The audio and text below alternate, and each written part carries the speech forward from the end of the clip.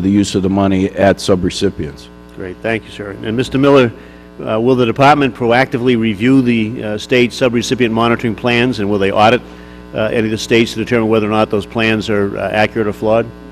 As part of our guidance, we'll be working with OMB to develop the final guidance. Even in this period, we had 25 staff working during the review process, reaching out to all 50 states to understand, to help one convey the guidance and understanding the issues. So we'll continue to build on that effort. To the degree that subrecipient issues have been identified, we'll continue to work with them to resolve the subrecipient reporting issues as well. Thank you. Mr. Bakari, how has transportation been monitoring the subrecipients of the Act? Congressman, we've been directly working with the recipients and in turn asking them to make sure their subrecipient data is correct. We're relying on the recipients to have correct data from their subrecipients. And Chairman Devaney, do you find that the lack of resources for the states has impacted their ability to report on the subrecipients, their inability to have the inspectors generals or other auditing facilities? Sir, I think it creates an enormous challenge for states. And I'll give you the example. I went out to Colorado when they were reporting, and I walked by a football-sized field of empty cubicles. They had literally laid off a good part of their staff. They were facing a furlough the next week, and they had to report in 3 days. So, and they had regular state work as well. So there are challenges out there. States are hurting. And there's no doubt that they made a Herculean effort to try and report on time, and that's why I felt a grace period for late reporters was appropriate in this first reporting cycle, and maybe another, because I think they're doing their best, but there's enormous monetary challenges out there. Thank you. Mr. Duro, yes. Yeah, Congressman Tierney, we've been very concerned about the ability of the states and the auditors to oversee the funding. We've raised that issue in our earlier reports on the bi-monthly reviews of the use of the money. A number of states are under fiscal stress. They've been cutting back in some of these administrative areas. We've recommended that the Congress allow certain percentage of the money to be used for administrative oversight and auditing of those funds. We think it would be a prudent investment given the size of this whole endeavor. And I know this committee had passed legislation, it's passed the House, but it's pending in the Senate right now. What a shock to all of us that the Senate hasn't acted. Thank you, Mr. Chairman. It's a shock. Congressman Burton, Indiana. Thank you, Mr. Chairman. President Obama brushed off criticism over his administration's inaccurate reporting on job creation Wednesday, telling Fox News the accounting is an inexact science and that any errors are a side issue when compared with the goal of turning the economy around. He said job growth is his #1 responsibility. I think he said something like that back in January. And let's just look at what happened since January. You want to put that slide up? Jobs that they've claimed to have been saved or created, 640,329, and there are 15.7 million Americans unemployed. He said he would create 3.5 million jobs, and instead we've lost 3.8 million jobs. That's a difference of 7.3 million jobs, and yet this is a side issue. It's not a big deal. We have authorized $787 billion, and you say you spent $173 billion. I don't know what you've done with the rest of that money, but if it's available and it's supposed to stimulate job creation, why in the heck haven't you been doing it? It makes no sense to me. I mean, we are suffering one of the biggest recessions in the history of this country, and you're telling me out of the $787 billion, you only spent $173 billion. I just don't understand it. And now the administration's talking about another stimulus. Now, if you take the $787 billion and you've only spent $173 billion, why do you need another stimulus? This just doesn't make any sense. And then you read that, let me get my glasses here because my eyes aren't as strong as they used to be.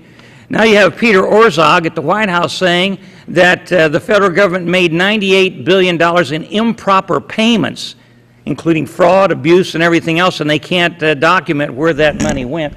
This administration has been an absolute disaster as far as the economy is concerned. And now they're coming up with some more minor things that they want to do, like change the health care system and add another $1 to $3 trillion to the deficit. The deficit this year is $1.4 trillion, and we're still in the current fiscal year. That's over 3 times what it was last year when my Democrat colleagues were raising Cain about it. It was $500 billion. They've really outdone themselves. The White House has now got it up to $1.4 trillion this year, and we still have 10.2% unemployed, and it's probably going to go up. And you can't document the 640,329 jobs you're talking about. I feel like I'm listening to a baloney factory here, because people come down from the White House and they give us these figures, and they can't document the figures, and it just goes on and on and on. And then the president has the unmitigated gall to say job growth is his #1 responsibility. Where's he been the last 11 months? He said that was the first thing he wanted to do, was create jobs in this country. And he said he was going to create 3.5 million new jobs. Instead, we lost 3.8 million, and we've got over 15 million people out of work. Unemployment's at 10.2%. I've said that before, but I'll say it again. This whole issue is just propaganda. It's political hyperbole. He's one of the most eloquent presidents I've ever seen in my life, I've ever heard in my life. But the fact of the matter is, all he does is campaign, and as far as getting results to help this economy, he's doing almost zero, pretty doggone close to it. And I think it's just disgusting to me that the American people are being told, you know, that these jobs are being saved or created, and that jobs is #1. It's just not so. You can't even document these jobs. 640,000 jobs. How do you say a job's saved? Somebody just say, how do you prove that a job's been saved? How do you prove that a job's been created when unemployment's now 10.2%? Anybody? Well, I think in the case of education, since that represents a significant portion of the total jobs reported, I think we are confident. There have been many stories that well preceded the reporting period of layoff notices that were rescinded. I've been out talking, again, outside of this reporting contest, Ms. Cho, a 4th grade teacher in Los Angeles. So many teachers who I've met with directly who said, thank God for the stimulus package, because it in fact allowed me to save jobs. Mr. Devaney, can you audit these jobs that have been created or saved? We're not in a position to audit them, no. So you can't audit it?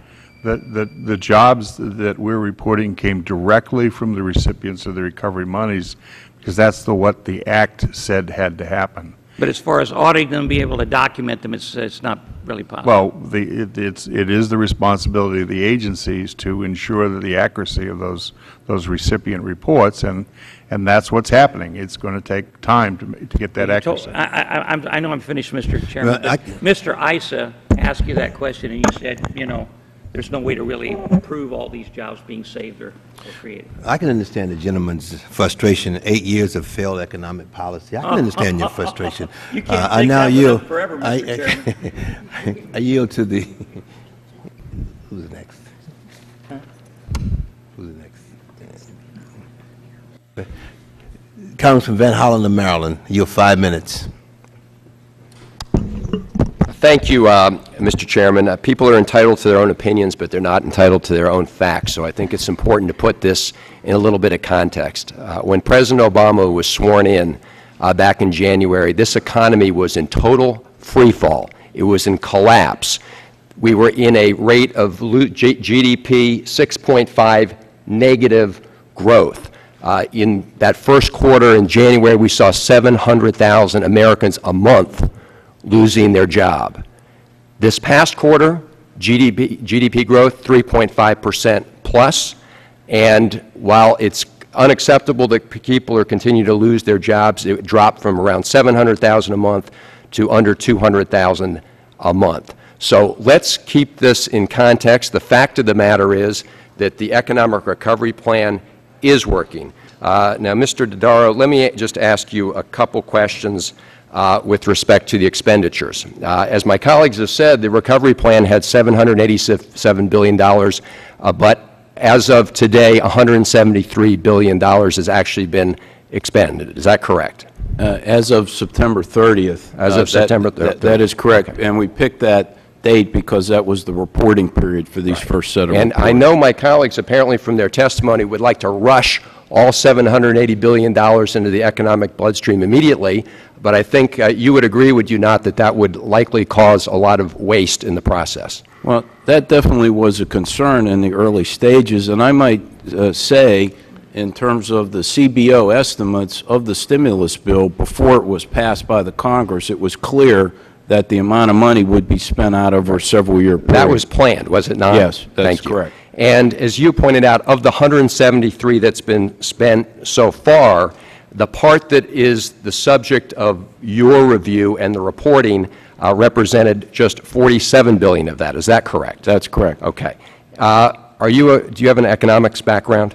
No, but I have plenty of economics All right. at GAO, All right. economists. So let's put this in context. Right. There was also 6.3 in what's called entitlement spending, for example, for unemployment compensation. Is that correct? That's correct. And would you agree that most economists say that by making sure people who are unemployed through no fault of their own have a little money to spend, that that also helps them go out and spend money in the economy and helps job creation? I think most economists would say that all three parts of the stimulus composition would create either direct or induced or indirect jobs. Correct. So when we're talking about 680,000 jobs with about 47 billion, we're actually undercounting the number of jobs that are created as a result of this expenditure. Isn't that correct? Well, there's no question that the recipient reports only entail a subset of the employment effects Right. of the And based on what Act. you said, it would mean that since about two-thirds are expended elsewhere, based on your experience and expertise, you would agree that there's been more jobs or saved or created as a result of those expenditures. Isn't that the case? Well, what we have said in our report is that you need to look at the macroeconomic estimates that have been made as a result of the expenditures in those areas, along with the recipient reports, to have a more complete picture. Right. Well, okay. Let me just read from your report, because I think it's important to keep it in perspective. You said that this reporting mechanism, which is unprecedented in its transparency and accountability, represents a, quote, solid first step in moving toward more transparency and accountability. Isn't that right? That's correct. Have you ever seen any kind of transparency data collection effort of this magnitude in the United States? Not on a national scale like this, and that's why we said what we did, because it's national in scope, and it was in a relatively limited time frame given the size of its charge. Right. And in addition to the direct jobs, and these are only supposed to be counting direct jobs, Right. as an economist or someone who's familiar with what economists say, you would agree that there's also an indirect multiplier. Isn't that correct? There's, as we say in our report, they're indirect and induced. Of course. And that would obviously add, to the extent you have indirect jobs, that's on top of what's direct. Isn't that not the case? That is correct. Thank you. Mr. Picari, before you took your position as Deputy Secretary at the Department of Transportation, you were the Secretary of Transportation in the state of Maryland. Isn't that right? That's correct. Okay. So you have seen the direct impact of the stimulus monies in the state of Maryland. Is that correct? That's absolutely true. I have a unique perspective on this from the front lines, and I can tell you from firsthand experience, Congressman, that before the Recovery Act, while it was being considered, and immediately after it, you could actually see the impact. We had contractors that were laying people off. We met with members of the contracting community, associations, laid out the time frame for what we expected in the bill, and asked them at the time not to lay off people because the work was coming. Would you characterize a job and the ability to pay the rent as propaganda? No, a job is a job, and in this industry right now, those jobs are very precious. Thank you, Mr. Chairman. I think it's characterizing a real job and the ability to provide your family as propaganda is a disservice to the American people. Thank you. And now you have 5 minutes to the gentleman from Florida, Mr. Micah.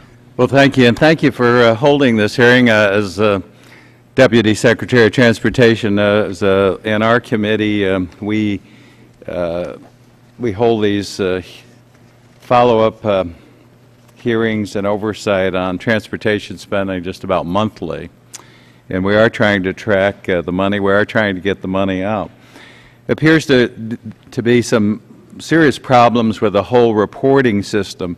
Now, I was told that the reporting system, the software and all cost, and I'm not sure about this, is it $73 or $84 million? Do you know, Mr. Devaney or Mr. Dondero? The $84 million figure, sir, is $84 million? Is the budget for the board for 2.5 years. So, but that also, I mean, the board is one thing, but you have software that's been developed in a reporting system and people. Is that the whole cost, or? And No. then I've heard there's maybe $10 million that you've paid to sort of clean up the some of the software problems. The board has built 2 websites, one for reporting and one for displaying, and the cost for those so far is in the vicinity of $9 or $10 million. 9 to 10, so that. Right. Okay. And you said that there are couple of problems: inaccurate data or non-compliance. Those are the major problems. It's sort of like garbage in, garbage out. Mr. Dondero, you said that they were reporting, there were 4,000 reports with no money spent and accounting for 50,000 jobs. That was one of the first things you led with? That's correct, Right. Congressman. So it's, Mr. Devaney, so if it's garbage in, it's basically garbage reported out. Is that the way it's devised? There's no qualitative measure of what's coming in done by you all, or is there? I would say, sir, that there are a lot of inaccuracies in this data, and the data was put in by recipients. But there are a lot of accuracies in the data as well. There are probably... the inaccuracies, though, is simple things like, this isn't me or the Republican side, this is ABC News. They said it was reported in Arizona's 15th Congressional District, 30 jobs have been saved or created with just $761,000 expenditure in federal stimulus money. The problem is there's no 15th district. Now, we've got a multi-million-dollar system to put the information in, and this is the kind of data that we're getting in, and we're not getting correct information out. How could this happen? It happened because a recipient put in the wrong district. And so that's the first part is well, let's see, you said inaccurate data, and the two problems with the system were inaccurate data and what was the other one? Non-compliance. Right. Okay, the other one is that it was reported non-compliance. 10% of the recipients did not even report. Is that correct? We're trying to find that out, but it's probably pretty close. I didn't make that up. I heard one of you all say 10% the recipients did not report. I think that, if I'm not wrong... That was in somebody's testimony. Yeah, Congressman get Mike, that? I said that was OMB's estimate. And, okay. Well, again... would the gentleman just leave real quickly, for a comment? Don't take much of my time because it's just getting started. When did it become important for someone to know what congressional district they were in for reporting? Was there a reason that you had to have congressional districts? Was that for propaganda purposes? Well, I'm not going to go into that right now, but let me take some other sources here. Chicago Tribune, garbage in, garbage out. More than 4.7, this is the story, more than 4.7 million in federal stimulus so far has been funneled into schools, Mr. Miller, in North Chicago, and state federal officials said that the money has saved 473 teachers' jobs. Somebody had to report that. The problem is the district only employs 290 teachers. Did you report that? No, these would have been reports made by subrecipients to the states, and we didn't have access to that information. Okay, you didn't have that, so that would have been a local district reporting that? Reporting to the state. I think similarly, you had the largest Nobody school district checks in or Chicago, verifies? in Illinois, being Chicago, who reported 0 jobs saved, and we would also question that. And so part of our follow-up is to understand all But this. did you count that as the 300,000 jobs saved by teachers, any of this 473 when the entire district only employs 290? We counted roughly I believe it was 18,000 jobs as reported by the state of Illinois. Well, here's another one, this radical rag, the Sacramento Bee. It says, Up to 1/4 of the 110,000 jobs reported as saved by the federal stimulus money in California probably never were in danger, a B review has found. The California State University officials reported last week that they saved more jobs with stimulus money than the number of jobs saved in Texas and 44 other states. Is this another garbage in, garbage out, Mr. Dondero, Mr. Devaney? In that case, there were different interpretations made on the calculation of the FTEs, and that needs to be addressed, and we've recommended that. And you did say that we have to have some definition. Gentleman's Yes. time has long expired. I have just one more quick one, Mr. Chairman, if I may. Gentlemen, we have votes coming up, and I know you want to get one more in. It's Yeah, just I'd about like- the I'd like job to do- sent to China, but we don't want to hear that. we can answer that in writing. So I'll hold that one for later. Thank you. Congresswoman Marcy Kaptur. Thank you, Mr. Chairman. All I have to say is I'm glad we have a Congress and an administration that's focused on creating jobs. Your data is helpful in assisting us in doing the best job we can possibly do for the American people. I wanted to ask you in the transportation area, with the $8 billion that was dedicated to the high-speed rail corridors, it's my understanding that it's been difficult for the Federal Railroad Administration to assume these new duties. And are there concerns within the Department about your ability to move the dollars into the development of this important new infrastructure activity that could truly help transform certainly the Great Lakes region and I'm sure other areas of the country? It's an excellent question. We are very focused on the $8 billion of high-speed rail money. We're currently reviewing the applications. We have multidisciplinary teams that come from throughout the department, not just the Federal Railroad Administration, and we are straining a little bit on this, but we are confident that this grant program and the high-speed rail program in general, that we can accomplish those, and we will be working to build that program over time. Could I ask you when you anticipate making your first awards, Mr. Porcari? We currently anticipate making those awards in January of 2010. All right. Let me also, and I don't know, Mr. Devaney or Mr. Dodaro, if you can answer this question. If you look around the country, some areas, census tracts have unemployment of over 55%. Some districts have unemployment, as does ours, of 11.1 to 18%. Does your data lend itself to be able to see whether the targeting is accurate of the funds, because so much of this went through the states, and the states are in the state capital, and things happen with the money? Is there a way for us to interactively work with the data to assure that the areas that are hurting the most are getting some of the benefit? Is there any way to do that with the data sets being prepared? We do in fact have a what we call a heat map on the website that shows unemployment, and it also shows where the recipients have reported contracts, grants, and loans on that map. So we lay that on top of the unemployment areas across the country, by state, by county, and you can go in there and see if areas of high unemployment have been getting their fair share of the grants, contracts, and loans. All right. Maybe your staff could contact members who are on the committee or other interested members. I would certainly be interested in seeing how that really layers in northern Ohio, which is extraordinarily hard hit. And that leads me to my next question, Secretary Porcari. I understand that GAO's September 23rd bi-monthly report indicated a significant number of bids under the Recovery Act that were funded have come in under estimate, and that the Secretary is considering redirecting some of those dollars for economically distressed communities. My whole district is an economically distressed community.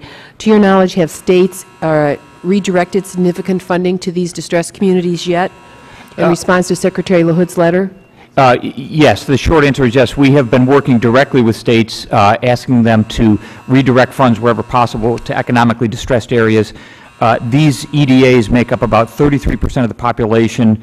I would point out that 57% of our highway funds and 60% of all of our projects overall are in those economically distressed areas. We have some states that have devoted 90% of their highway funds to economically distressed areas. That's in part because we have been asking them from the beginning to really focus on that.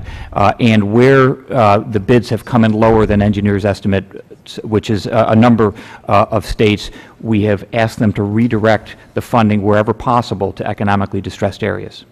At what is the next threshold for, you're saying 22% or so of the dollars, a quarter of the dollars have been committed to date. When do we expect 50% of the dollars to be committed from the recovery bill? In any of, across the government, is there a threshold for February 1st or? Well, first, we work on a reimbursable basis, so we've obligated $31 billion of our $48.1 billion, but the way the transportation projects work, it's like buying a car. You don't pay Ford when they're building it, you pay it when you buy it, and so we are reimbursing the states when the projects are completed as a way to be good stewards of federal tax dollars. So the obligation is the best measure for us, and we're at 31 of 48 billion right now. I know the time is limited, but Mr. Chairman, could you allow Mr. Dodaro to answer that question? Yeah, Congressman Capter, what we'll do, we'll go back and look at CBO's estimated outlay schedule, but I think by the end of federal fiscal year 2010, it would be about halfway. But we'll go back and take a look, and I'll submit something for the record. Thank you. Thank you, Mr. Chairman. Gentleman from Ohio, Mr. Turner. Thank you, Mr. Chairman. I want to thank each of our panelists for their efforts at assisting us in the issue of transparency for this $787 billion stimulus package. I voted against this package, and I voted against it because I thought that there were no achievable standards in the bill, there were no achievable goals, that it was ill-defined, that the spending was going to be misdirected, and that the deficits that were going to be generated would have a negative impact on our ability to create jobs. Lo and behold, the President is now saying that he's concerned that our deficits, created in part by this almost $1 trillion stimulus package, might impact our ability to create jobs in the future. I appreciate the transparency that you're providing because we're able to take a look at whether or not this was ill-defined with no achievable goals, no achievable standards.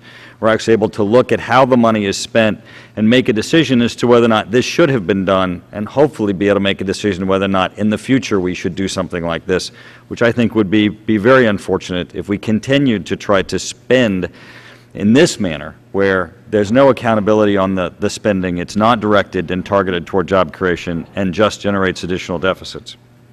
Mr. Miller, you had said about the jobs created on the education side, and I have two things I want to comment on that.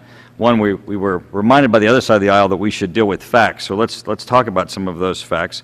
According to the Wall Street Journal and Jonathan Karl of ABC News, they looked at the job creation figures on the side of education, and they found, for example, that Head Start in Augusta, Georgia, claimed 317 jobs were created by a $790,000 grant. In reality, Mr. Karl reports that the money went toward a one-off pay hike for 317 employees, not creating 317 jobs. And that would be in your numbers you report to us today. No, actually, Head Start's out of the Health and Human Services, out of HHS. It's not a Department of Education program. It's certainly out of the aggregate number of jobs that are created, and it's an example of the claim of a job created. Well, there isn't a job created. There were, in fact, pay hikes that were provided, according to Mr. Karl. My concern is in the education sector and in the government sector is that as these monies are used in this manner, which obviously the bill and the Act permits, that we're creating a cliff then for these government agencies as we're providing a one-time subsidy for increased cost for their operation. When they go to that next year where the stimulus is not there, the gap is going to be greater between their revenue and their operational costs, creating perhaps a more difficult problem and one where they're going to turn to the federal government for additional assistance. In my community in Dayton, Ohio, stimulus dollars were used for the paving of Main Street, and my concern is that although in the transportation sector we created jobs or jobs were assisted in that project moving forward, by the time that the project began till it ended, there were probably less jobs along Main Street than were there before. This is not the type of spending that's going to create the type of sustainable jobs that we need in certainly a state like Ohio that is struggling so much and needing job production. Now, in looking at this issue of the phantom congressional districts, according to the recovery.org site, in my congressional district, 186,371,562 dollars were spent creating 385.4 jobs in my congressional district. Translates out to roughly about slightly less than $500,000 being spent in trying to create a job. And then on the phantom districts, the number is the same. It claims that there were 11 jobs that were saved, over $5 million that were spent in phantom congressional districts that do not exist, translating to about $482,000 per job, not the type of investment that we want to continue. Now, what strikes me about the phantom congressional districts is that Ed Pound, the Director of Communications for the Obama administration's Recoverment.org, said about this whole mess, "Who knows, man? Who really knows?" That's his quote in the Wall Street Journal today.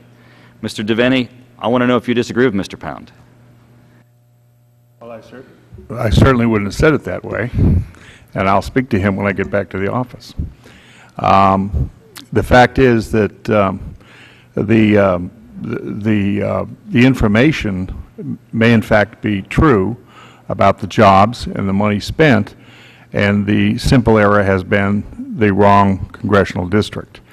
And we think we can fix that next time out, but the accuracy of the data, other than the congressional district, would that include, excuse me, would that include the jobs in Augusta, Georgia, for the 317 jobs created, where apparently everyone just got a raise instead of real jobs being created?